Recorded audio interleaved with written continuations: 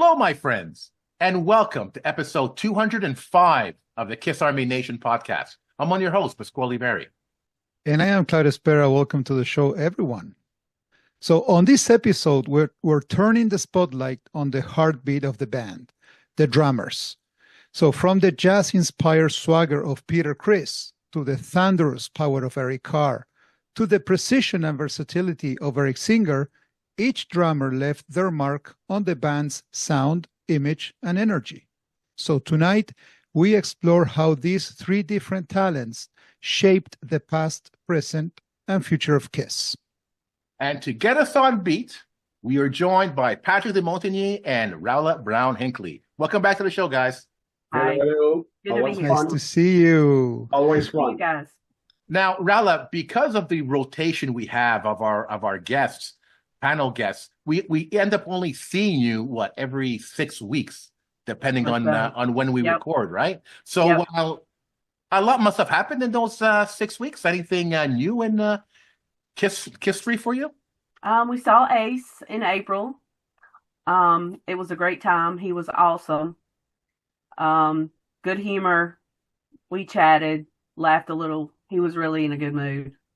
So it was a really good show as well. So, Nice.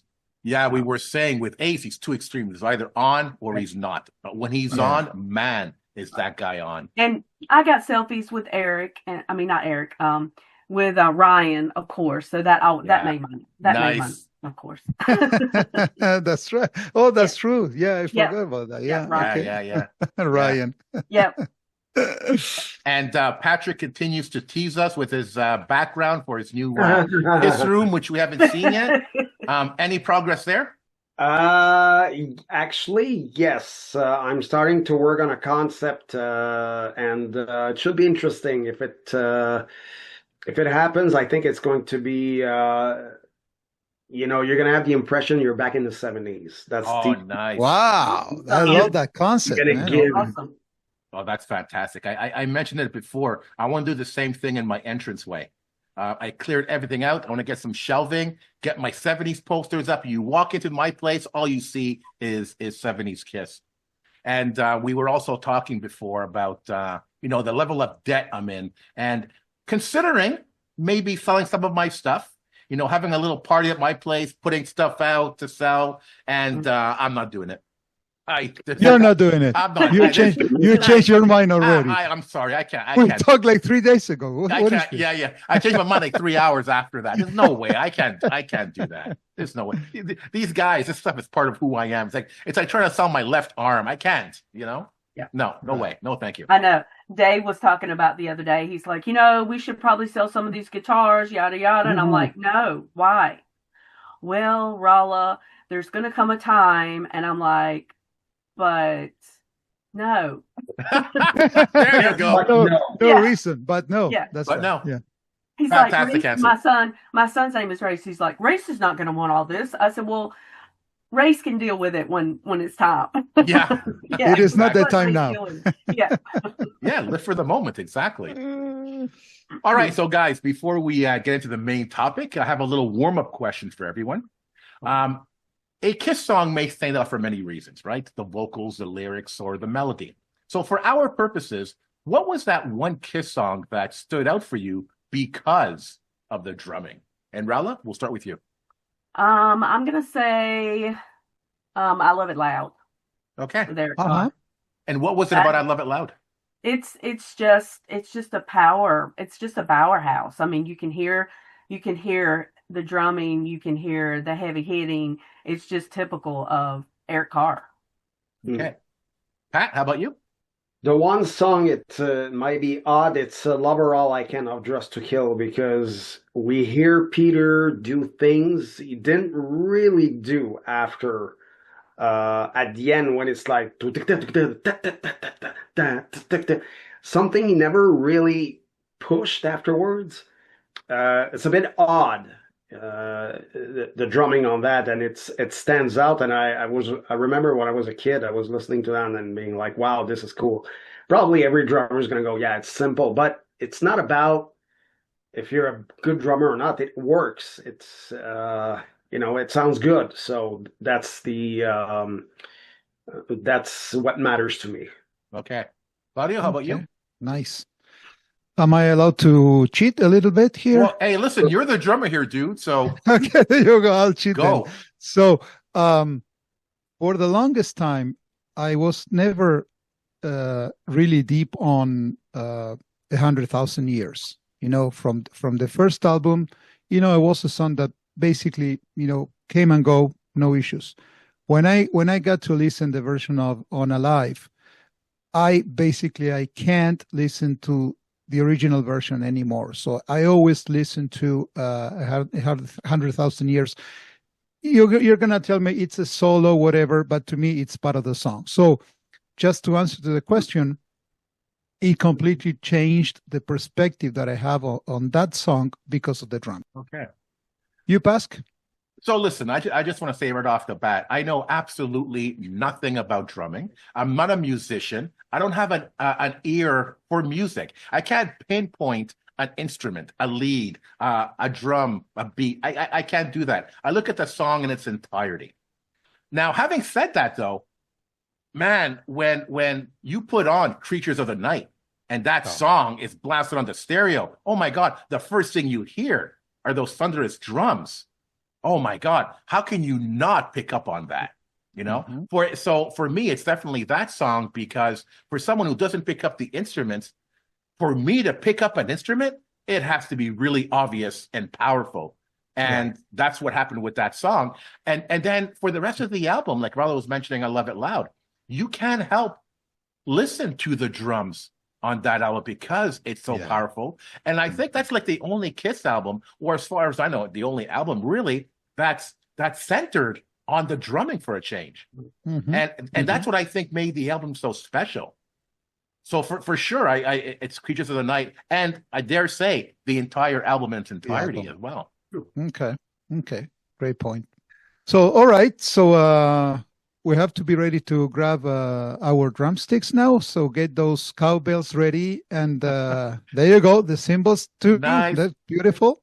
So we're going to kick off with the first question. So who do you think had the most distinct drumming style, and how did that shape Kiss's identity during their 50-year career?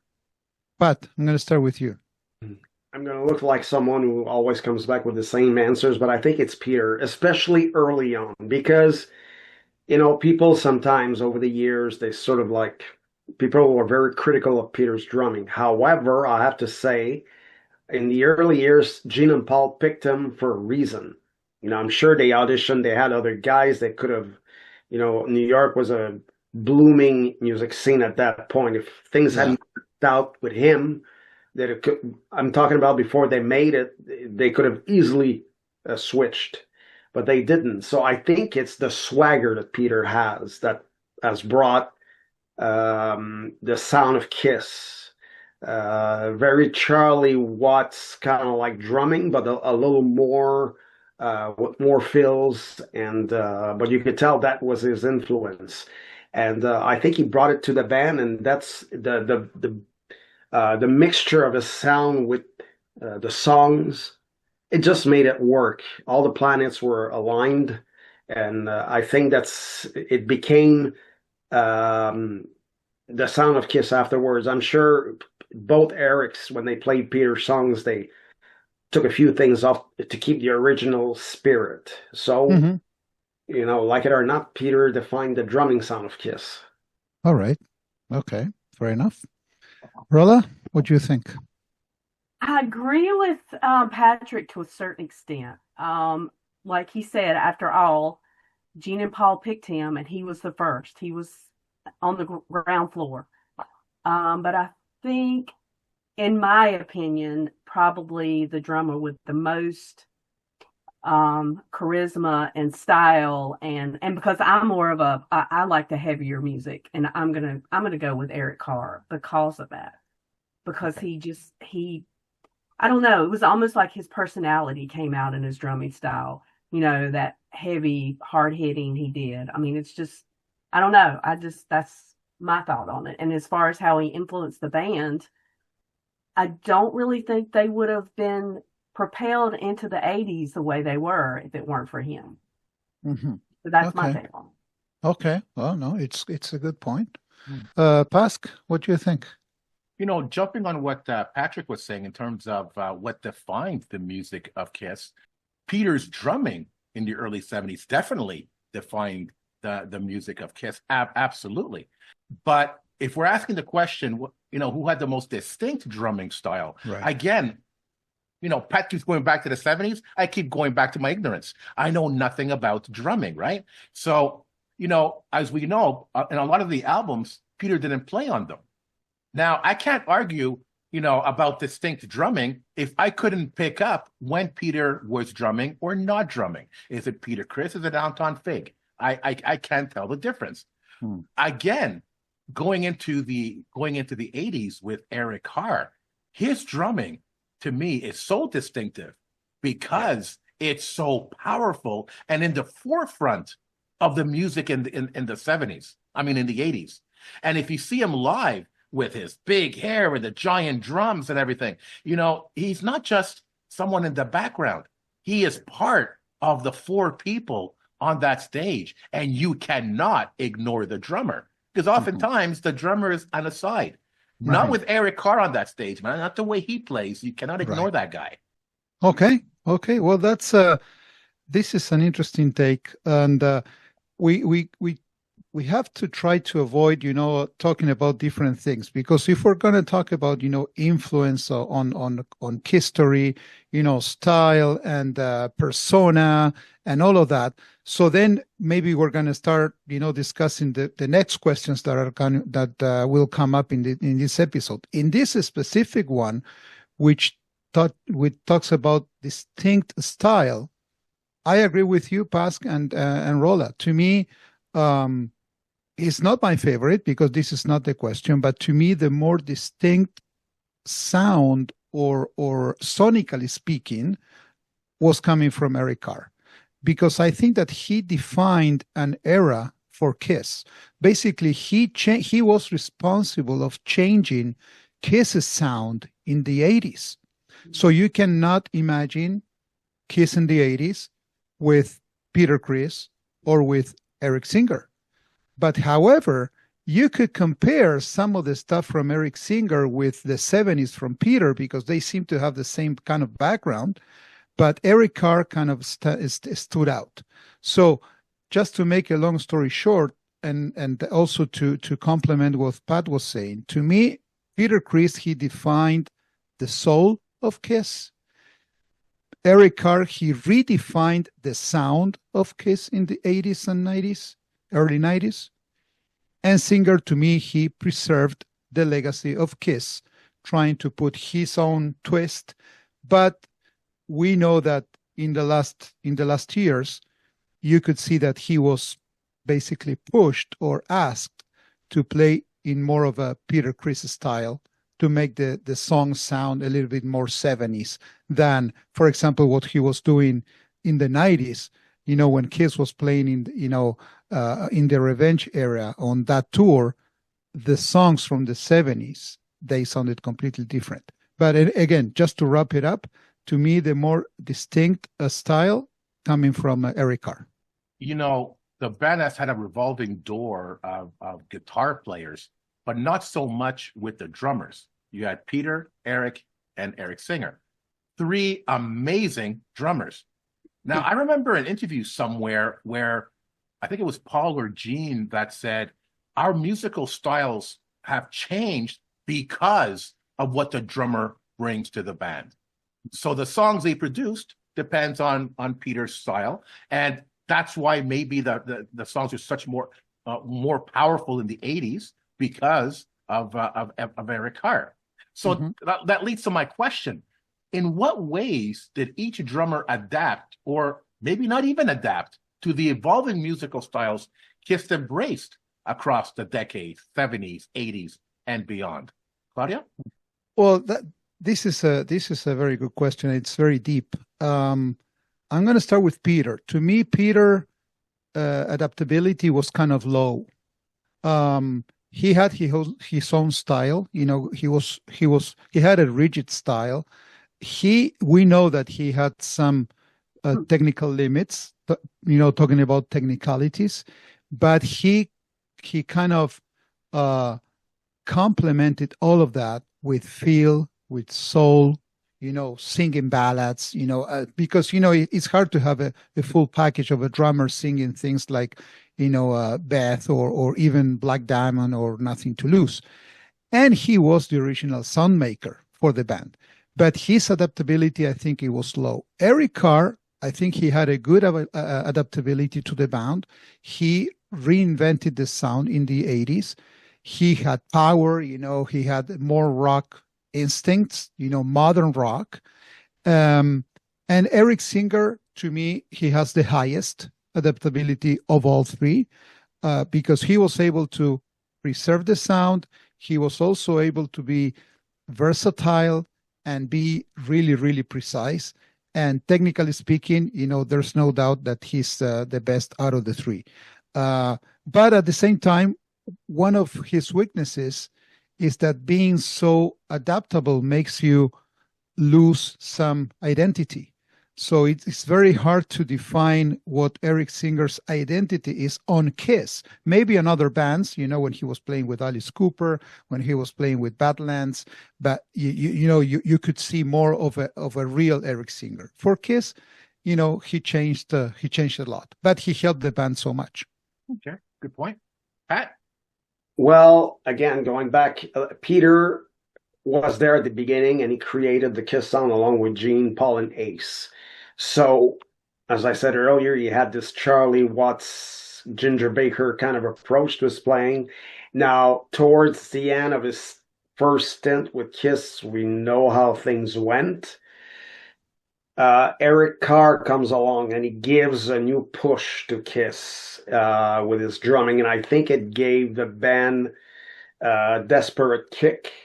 And although I don't think the mix was right until Creatures came along, that's when he was able, with the album and the tour, and I think some people are going to crucify me for this, but he had a better chemistry with Vinny than with Ace, I found, because both were more modern in their playing. So, as Gene said it, in a very real way, Eric Carr pushed Kiss to be a heavier band, which is true. Listen to Creatures of the Night, any of the live shows, or Kiss was a pure metal band at this point. Didn't last very long, but they were metal for a while, partly due to Eric Carr. And I feel the analogy is kind of the same towards the end of his stint with Kiss. Eric, for some reason, he was always solid, always good and everything, but the spark was gone as far as I'm concerned. And I think had he not died, he would have still been out of Kiss and been replaced by Eric Singer. I'm sure that's how it would have happened. Now, Eric Singer, in the same way Eric Carr did 10 years prior, it brought a new spark to Kiss. And like you said, Claudio, I'm not a drummer, but I can hear the precision that no other Kiss drummer has. So in the way, he brought a tightness that was never there before. Mm-hmm. So Eric Singer, again, gave a new spark to Kiss, especially. I think they had decided to go back to their heavy roots, whether it would have been Eric Carr or Eric Singer, but Eric Singer comes in, brings it a fresh new approach. And when I think of Eric Singer, again, I don't want to get crucified, but I don't think of him in the latter years. I think of the blonde drummer from the Revenge era, because he was, like you said, Claudio, I think that's the only time he was able to bring his style. Of course, he had to respect the older songs, but he brought his energy to it, and it showed. So you listen to the Revenge era live, go, wow, that's a band. Yeah, that's amazing. Eric Singer, I believe, is part of that. Mm-hmm. Cool. Rella? I'm going to agree with both of them. As far as Peter goes, he was like we said before, he was on the ground floor, and he did contribute a lot to the band. But as far as being able to adapt and bring the band into the 80s, I don't think he could have done that. Not like Eric Carr did. And as far as Eric, we don't really know if Eric could have adapted into Eric Singer's spot? Because unfortunately, we don't know. Part of me thinks that maybe not, because I think Gene and Paul reined him in just a little bit. He he wasn't allowed to. I don't think he was allowed to play as hard and as powerful as he would have wanted to. Same thing with Eric Singer. But, just as everybody else has said, I think Eric is the one who's had to adapt the most and has probably done the best job of it, because he can play from beginning to end, from from past until the Kiss we know today. I mean, he does everything, and he's very precise, and he's just a very technical drummer, and he can play all those things.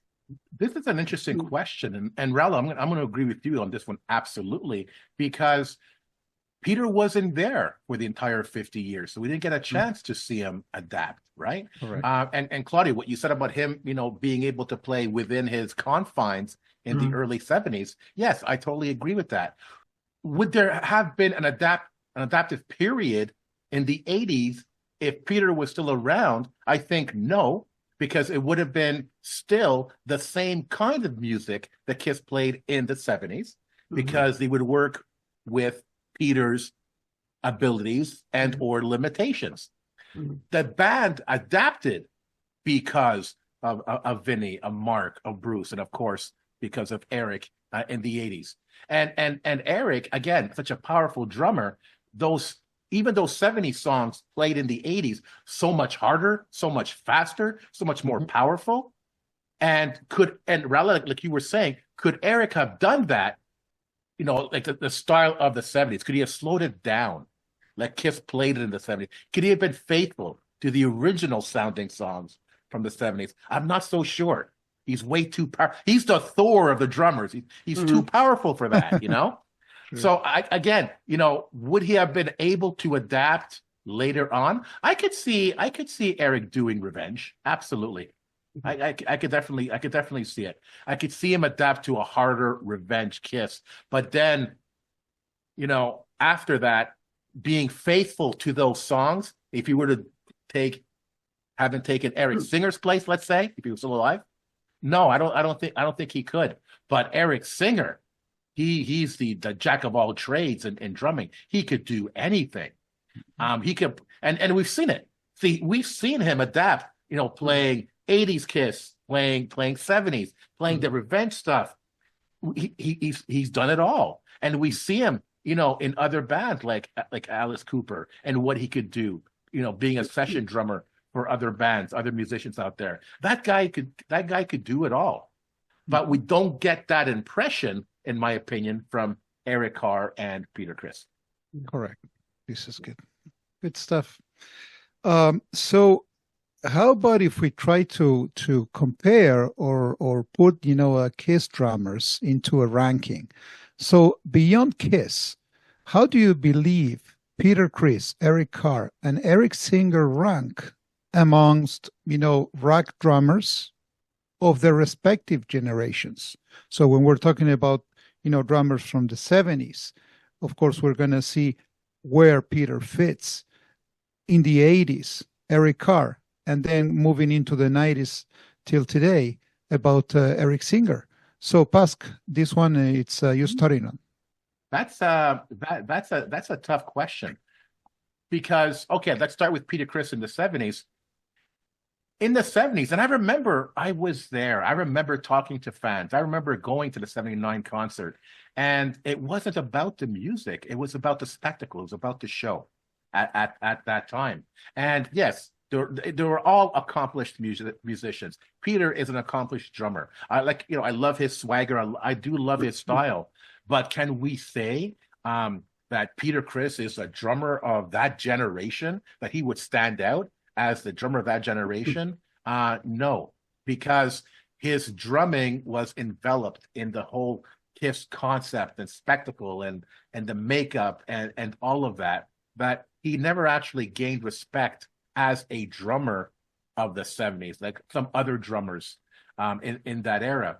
And the same thing with Eric Carr. Eric Carr was a newbie to being in a big band. I believe Kiss was his first big band, right? And unfortunately, there was nothing after that. And like Raul said earlier, he was reeled in by Paul and Gene. He was limited to what he can do, And if you look at his records, unfinished business, man, he played some good stuff, and I wish they gave him the opportunity to express his talent in the band. But like everything else, Paul and Gene would be afraid of the Beth effect, that people would enjoy Beth more than Detroit Rock City. They're afraid they're going to enjoy an Eric Carr song more than a Paul and Gene song. So he was controlled. So Eric never got his due as the drummer of the 80s. And if you look back, what do you remember of Eric Carr? It's the spectacle, it's the makeup, it's how well and how great he treated the fans. But where does the drumming come in there, unfortunately? And Eric Singer, Claudio, you hit that one on the head earlier.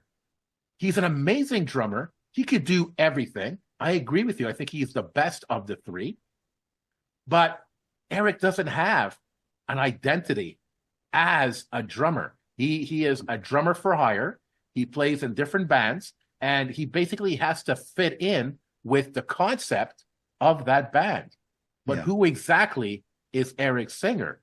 We don't know. And who said it before that, in Revenge, it was Pat. Yeah. Yes. Pat said it. Yes, it's Pat. You're absolutely right. If he continued down that road, or the band continued down that road, oh boy, I think the name Eric Singer and drummer of the 90s, I think would be definitely mentioned, in my opinion. Absolutely. The minute that he became the Catman, that's a different Eric Singer. Okay. So, Kiss took the benefit of his technique, his awesome style, but, he was behind the makeup of, an original character, and he was not the Eric Singer from Revenge. So, Rhoda, what do you think about this one? This is a tough one. I'm going to have to agree with you guys. Yes, they were unique. And I think most of their uniqueness was because they were drummers of Kiss. As far as comparing them to other drummers, yes, Peter had, he had a groovy little style. He put a little jazz and rock and blues together, but other bands were doing that. So to compare him, was he anything special? There was something there because Paul and Gene chose him. Just like there was something there with Eric Carr. They all had a unique personality and a unique style that made them special. Mm-hmm. That you really can't compare them, I don't think, with other bands like Pat said. All right, sounds good. Pat, your turn now. You got to remember, I was there in the 70s as well. Kiss was considered, at least here, a joke. Oh, those guys can't play. They're not real musicians. They're just clowns. Guys who wear clowns or whatever. Yeah.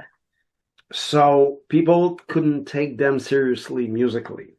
So when people think of great drummers of the 70s, I honestly think that they mean more people like John Bonham, Phil Collins, Keith Moon, Neil Peart, yeah. Neil Peart, yeah. Those people. Peter, on the other hand, I think he inspired a lot of drummers from nowadays to pick up drumsticks and to choose the drums as an instrument. Yeah. Did the other two Erics inspire young musicians, young aspiring musicians as much as Peter? I don't know.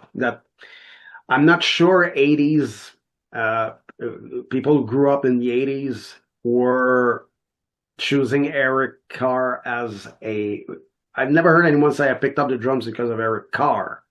Peter Criss, yes.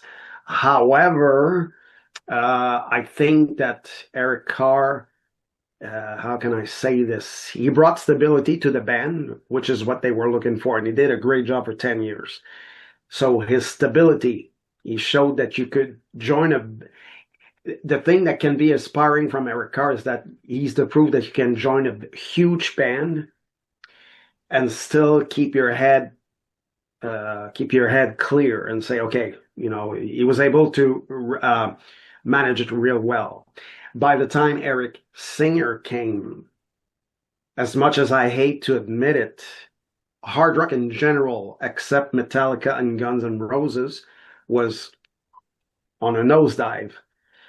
So they would have had John Bonham in Kiss. It wouldn't have mattered because that style of rock was, for a while anyways, but that doesn't take away anything that Eric Singer has brought. And I think people think of Eric Singer and say, if you want a reliable, great drummer, that's the guy. Exactly. I think that's how he is perceived, in my opinion, because he's reliable, a very good drummer. You can't ask, and he sings, So, wow, what more can you ask for? All right, so I'll jump on this one, and I always like to compare because we're talking about different eras. So if we're talking about the 70s, but you just mentioned, so there's no doubt that if we're talking about drummers only without the influence on the band or just you see as a musician, he will be compared with Bonham, with Neil Peart from Rush, with Jan Pace from Purple, maybe with Bill Ward from Sabbath, or even with Roger Taylor from Queen. But, I think what Peter brought to the table was that he was really iconic in his role in Kiss. Not many drummers sang. Not many drummers had the swagger and, the style. He was really cool. So you could tell that actually looking at even pictures, he was so cool within the band. He fits so well. But I think that within 70s rock drummers, he can be considered like mid-tier. Okay, he's not going to be on top of the mountain. He's going to be right there, floating in the middle. Now, let's go to Eric Carr.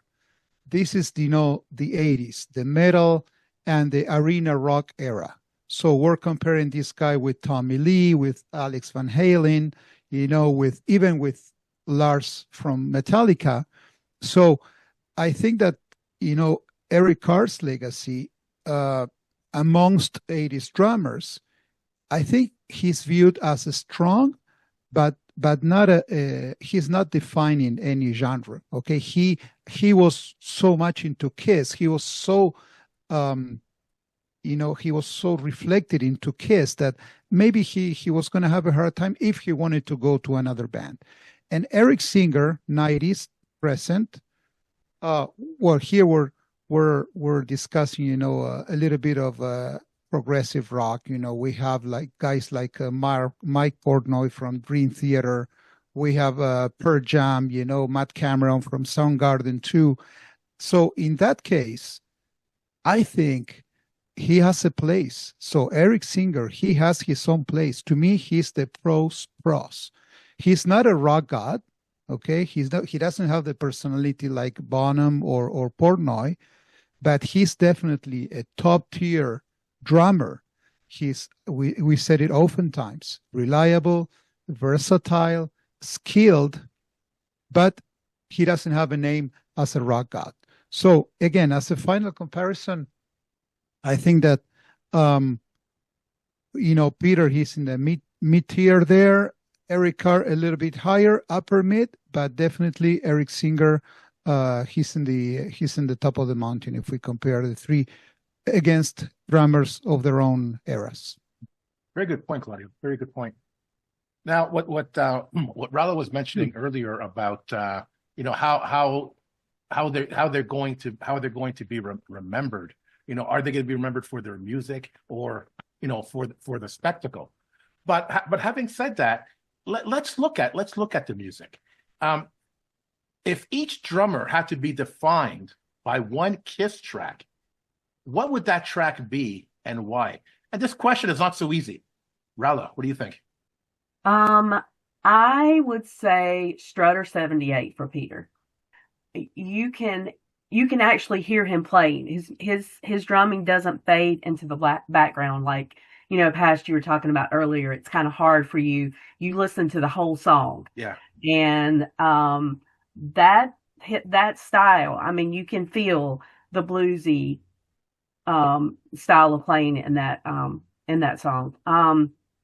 Eric Carr, Creatures of the Night. His personality comes through in that song. I mean, it's a powerhouse. And it's like you said, past the whole album is. I mean, you actually can hear the drummer. He doesn't fade into the background. And then Eric Singer, I'm going to say Unholy. With the drummer being the heart of the band, I think even though Gene is not in makeup, you can still see Gene in makeup because of the drumming. I mean, it just sets the whole tone for that song. That's a really good point. I love it. That's Gene Simmons. That's awesome. That's awesome. And that's the point I was waiting for. When we get to Eric Singer, what are people going to say? So let's see what Pat has to say. Okay, for Peter, I know it's an odd choice, but God of Thunder, the studio version. I know like any drummer is going to go, well, nothing that extraordinary, but I think the originality, especially before during the solo when he goes da da da da da da da da da da da da da da. When I was a kid, I was listening to that and I go, wow, this is cool. Yeah, I mean, any drummer can do that, but I thought it was an original contribution. It was something that was a bit left field, and that's what I like about it. And when I think of Peter, I can imagine him in the studio playing that, As far as Eric Carr, another odd choice, Rock and Roll Hell of Creatures of the Night. Because the entire album, he shines. He's the star of that album, no question about it. But again, what he does on that song, people are gonna go, yeah, he does better stuff. But I like what he does on Rock and Roll Hell, solid, and the sound is just. I was blown away when I listened to that. I was go, wow, this is cool. This powerhouse drumming, precise, and it has power for sure. And for Eric Singer, same choice as Rolla. I remember seeing the video the first time and hearing the song and go, wow, Kiss is back. Okay, not in makeup, but Kiss is back. And I remember watching Eric Singer and people were questioning something stupid as his hair is blonde. Is he going to fit? When I saw the video and I went, he fits. He fits. Everything is perfect in that video. I remember my jaw dropped. I was like, oh my God, this is amazing. And I can't wait to hear the rest of the album. And again, I think of Eric Singer. That Unholy, Eric Singer all over it. He fits like a glove. Claudio, how about you? Okay, so I'm gonna cheat again here. And not because of the drumming, because I every time I think about Peter Criss, I think about the persona. I like his singing, I like his voice, and to me, the song that really defines what Peter Criss is, even though he didn't write it, it's Black Diamond. To me, Black Diamond, so gritty, so dramatic. He has a loose groove, but at the same time, raw energy. His drum fills are so emotional. For drummers, you will understand what I mean. So it's not a normal feel. So he goes with the song. He goes into the lyrics, and the way he's playing is like as if he's singing, with the drums. So to me, that's a defining moment for Peter Criss. Eric Carr, once again with Rolla, I think Creatures of the Night. That's that intro there. That to me, that's Eric Carr's calling card. That's how he can introduce himself. So you want to know who I am? So listen to this song, and there you have it. So massive. Tom rolls, the song is built around the drums, which is rare for Kiss because, actually the whole album is built around the drums. I only wish that they could have done this more and more in the 80s. And Eric Singer, maybe you're going to be surprised, but one song that really to me stands out, it's Modern Day Delilah. Oh. So Modern Day Delilah to me, with the way he plays with the rides, the cowbells that he inserts sometimes, there's another song that I love his drumming on Monster, which is Long Way Down. So Zeppelin, so Bonham, amazing. So there you go. So those are my songs. Nice. I'm gonna get crucified for this one for sure. Again, I want to say that I'm not a musician. I can't pick up the instruments. I can't pick up the drumming. So in the 70s, there was no song that stood out in terms of the drumming and even in terms of the guitar playing. Yes, obviously some of the A stuff for sure. How can you not argue that, right? But Claudio, I'm going to go back to what you said at the beginning of the episode. For me, it's 100,000 years, the solo there, right? Because for me in the 70s, there was nothing from Peter that stood out. But I remember as a kid, when I played that album and that drum solo came on, it was 13 minutes long? Oh, yeah. It was incredible. And I remember emulating it on the desk in the classroom. You're and stuff, air drumming. That's right. Right. I wasn't air drumming. I was tapping on the desk and I was pissing off the teachers. But wow, that for me that really stood out. And to this day, when I listen to that solo, it brings me back to that kid listening to that album for the first time. It's amazing. And for the 80s, being repetitive here, Creatures of the Night, those opening drums, and like you said, Claudio, it's his calling card. When Joey Casada and his team, played the album in its entirety, and it started off with the drums, I remember saying to myself, he nailed the Eric sound. Nailed the Eric sound. But that's exactly what it is. It is the Eric Carr sound. Mm-hmm. So distinctive. Mm-hmm. Now, this is the part where I'm going to get crucified. I'm sorry, but again, it's it's my ignorance in terms of instrumentation, but nothing stood out for me after that for Eric Singer. For me, all of those songs was one big unit. And Rella mentioned on Unholy, even that song, what stood out was Gene is back.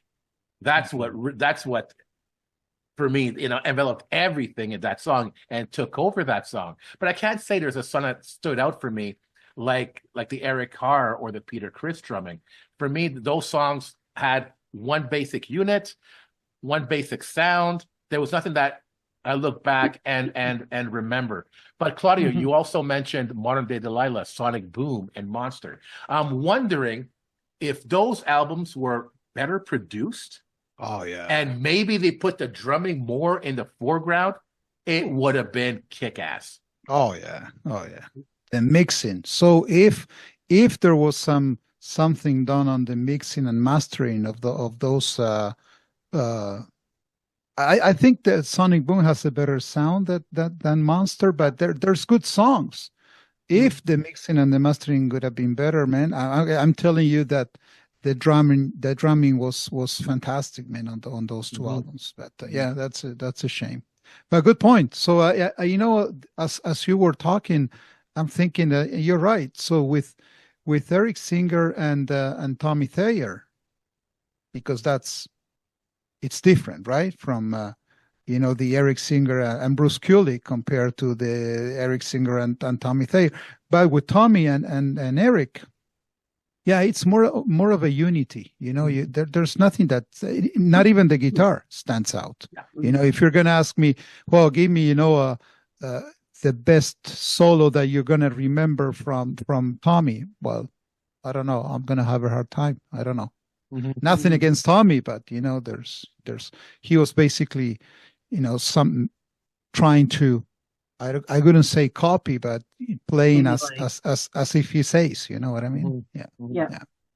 So last one, this is awesome, man. We could be talking this for I love this. I love it. So has the rotation of drummers over the years ultimately strengthened or diluted Kiss's musical legacy? Pat. No, I think because again, most bands go through personnel changes, and sometimes, for some reason, not all the time, it's 50-50. Sometimes a change does bring some new blood, some new energy. I think in the case of Kiss, I mean, I think it doesn't matter that they're why, but I think Peter and the rest of Kiss, and even Ace, were going like this. In comes Eric Carr. Wow. Now it gives you have someone who really wants to be there. So that gives the band a new push. And I think at least Creatures of the Night and Lick It Up, you go, okay, the band can have a wonderful second life. Now, what happened after, unfortunately, it wasn't until Hot in the Shade that they regained some of the momentum. But again, you could tell that there was an issue with Eric Carr. In comes Eric Singer, and it brought a new sound, new energy. So I think most of the changes, although they were unfortunate, did give a new direction, a new energy. You wish things wouldn't change, but that's how things are, especially in bands. Mm-hmm. Not many bands stay the same. Mm-hmm. So once you accept that, and you go, well, maybe it's going to bring something new. So I would say it did bring new. Like, I don't think if Peter would have left, we would have had a Creatures of the Night or a Lick It Up. If Eric Carr hadn't left Kiss, Revenge would have been a different record. Yeah. Better or worse, I don't know, but it would have been different. So in that sense, we gotta like things for what they are, and we're free to like them or not, but there's no denying that they can sometimes bring new energy. Right. Beautiful point. Excellent. Busk, what's your take on this one? Okay, this is a really cool question, because this question alone could be a full episode, in my opinion. That's right. Right? Because, if you ask yourself the question, did Kiss really evolve? Okay, I'll start with that. Did Kiss really evolve? I'm going to argue no, because Paul and Gene had a concept for the band, and they want to maintain that concept. That was the winning recipe for making money for Kiss. Now, again, I don't believe they evolved. They changed. Why did they change? Because they had to. Because, Ace and Peter left, Vinny and Bruce and Eric came in. The lineup changes. The 80s, the times, the makeup came off, the music, they had to change with the times.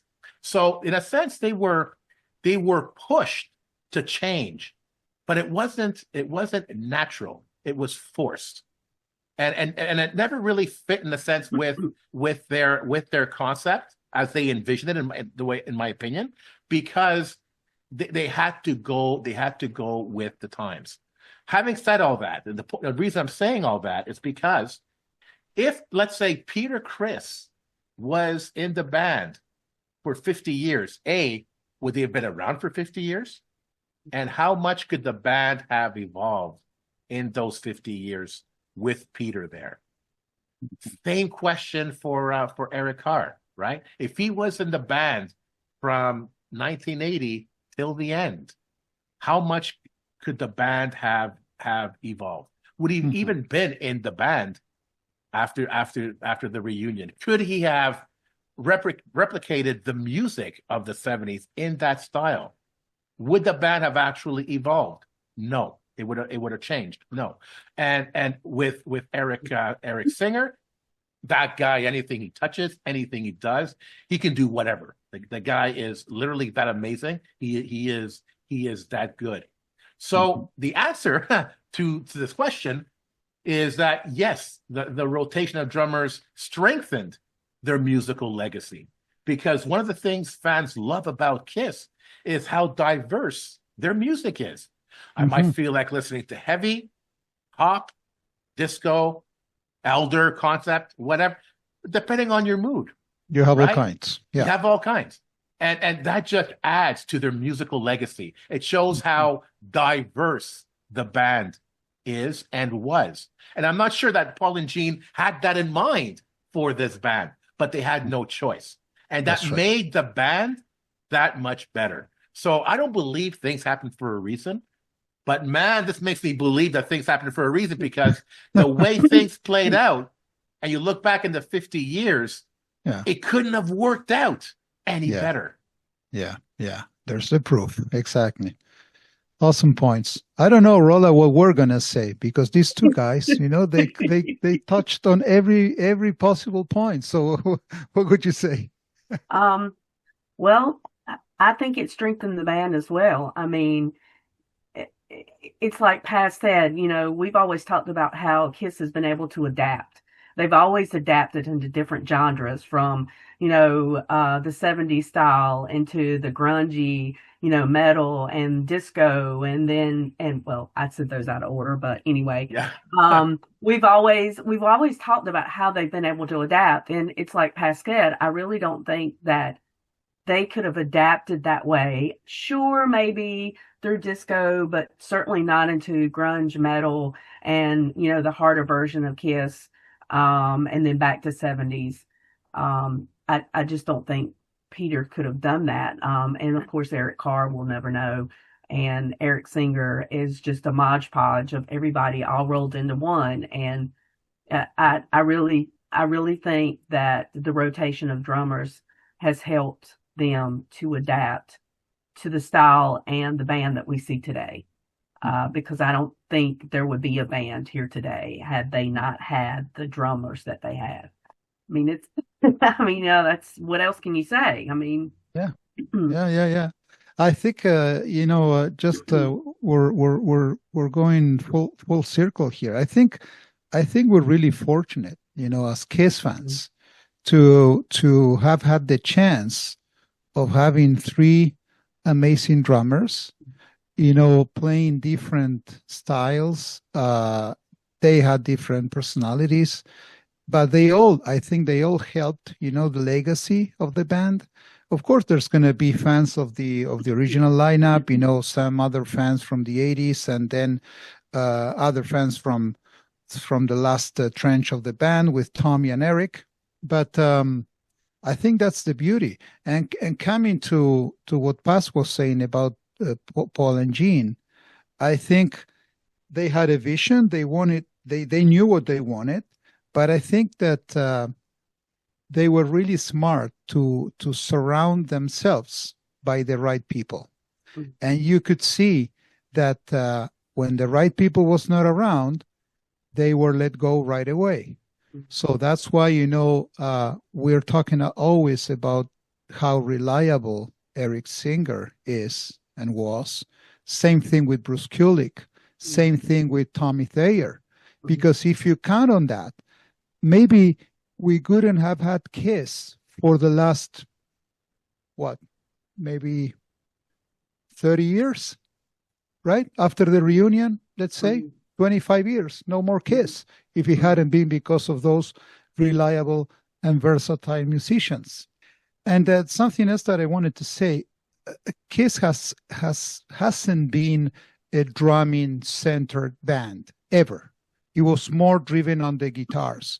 The sound of the band was clearly defined by, Paul and Ace at the beginning. That tandem there, that's why it's so unique. But it's different for, let's say, for a band like Rush. You couldn't have changed Neil Peart. He couldn't be Rush anymore. You know what I mean? In the case of Kiss, it's different eras of Kiss. Even though, Rush, they put some keyboards in the 80s and they went off rails sometimes, but the drumming was always there, the same style, the same guy. With Kiss, I think we have the freedom and the liberty to enjoy, three different styles and three great drummers. So that was awesome. That was good. Fantastic. And after the three of us spoke, and you had still so much to say, Claudio, that's I sheer, could keep sheer going, talent. man. I could Sheer talent. And you know, before we go, guys, speaking of keep going, we have to mention the session players, right? Or Michael Bornasian is going to kill us. He mentioned it on the thread, right? Listen, yes, we're always talking about the drummers in the foreground, but what about the drummers in the background that continued the Kiss legacy, that continued the Kiss sound, that made, you know, the drummers, the guitar players sound so amazing, look so amazing, and never take credit for what they did, for the work that they did, till we found out who they were later on. Let's be honest. How many of us thought Peter Criss was drumming on Psycho Circus and thought, wow, it was amazing. Peter Criss, man, he's come so far in all these years. After all these years, he could still play. It wasn't him playing. It was somebody else. Let's give them credit for that album. And, you know, I can't stand the idea that, oh, I hate that album because it wasn't Peter and Ace playing, but there were some really talented musicians that played on that album. And I think made the album amazing. And we have to give them credit. And Dynasty and Unmasked. Oh Absolutely. my God. And those Absolutely. two. Wow. Yeah. Pat, any thoughts on that? Well, again, I'm with you. I mean, I would have never guessed when Unmasked and Dynasty came out that it wasn't Peter on them. You know, to me, there was no question about it. But when you listen to it now, you go, it's kind of obvious because, again, I'm not saying Anton is better. It's different. Yeah. Peter doesn't play the way Anton plays. So, and again, very little people may not know this, but I think on The Elder, on Odyssey and it's not Eric Carr, it's somebody else. I think it's Alan something. The name escapes me now. And I hear that on Hot in the Shade now, I'm not 100% sure, but on Betrayed, I think it's Eric Singer. So, yeah, I think, again, I always bring that up, but most bands have those scenarios. Oh, yeah. Mm-hmm. We don't follow them as much as we follow Kiss, but you hear stories. Very quick story. The Rolling Stones are recording, I think it's Beggar's Banquet. Bass player Bill Wyman goes, my son is sick. I'm going to go home and check on him, and I'll do my bass part tomorrow. Comes in the next day. Okay, well, do I do my bass part? No, I've done it. Keith Richards did it. That's how it is in the studio. Sometimes there's a deadline. You cannot wait, or there's an issue with whatever, and you have to have those session players.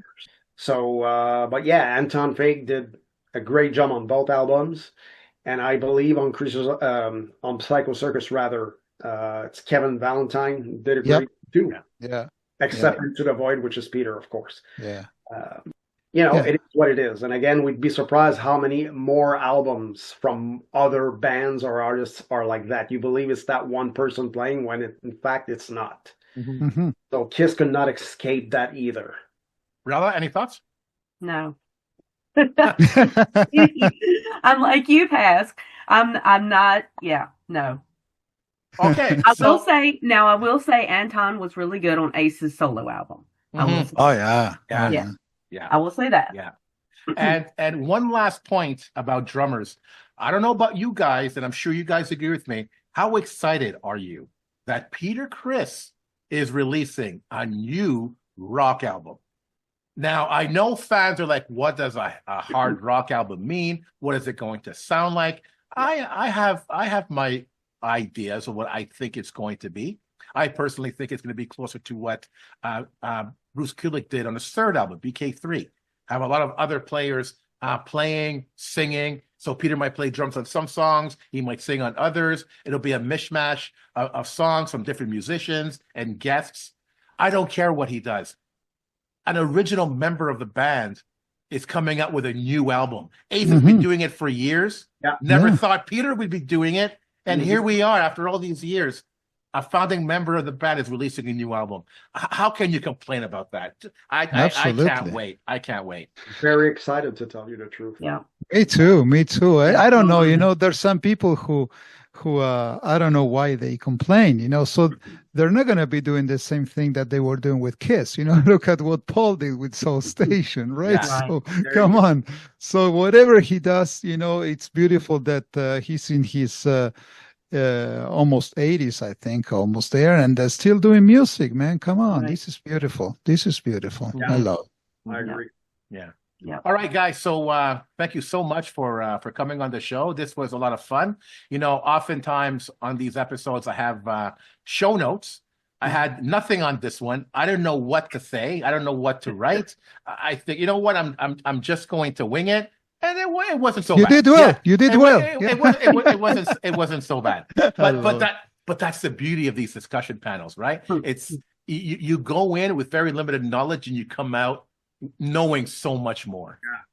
Fantastic, guys. Thank you. Thank you. Same here. So I'm going to echo what Pat was saying. Always a pleasure to see you, Pat. Rolla, you know, we miss you. So we want to see Yep. you more often. So it's this is you know, this was great because of you guys. So thank you so much. Aw, that's so that's sweet. awesome. Thank you, guys. So sweet. Thank To you. the KISS Army, we hope you enjoyed this episode. If you have any questions, comments, or ideas, please send them to talktome@kissarmynationpodcast.com. Until the next time, remember, never stop rocking. Take care, everyone.